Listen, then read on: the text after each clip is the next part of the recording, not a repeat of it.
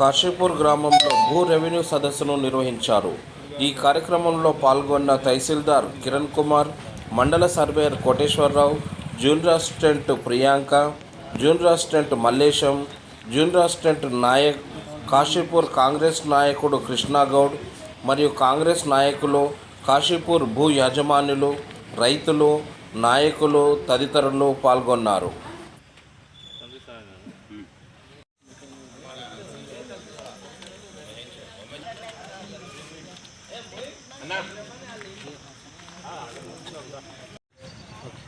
పాత్రికేయ మిత్రులకు అందరికీ నమస్కారం.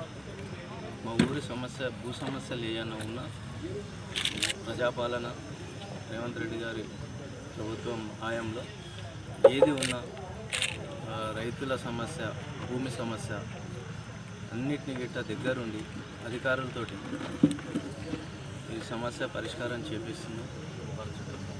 భూభారతి చట్టం ఇది ఇలాంటి సమస్యలున్నా దీన్ని మాత్రం కంపల్సరీ చేస్తున్నారు. ఇలాంటి చట్టం తెచ్చింది చాలా మంచిది, చాలా బాగుంది.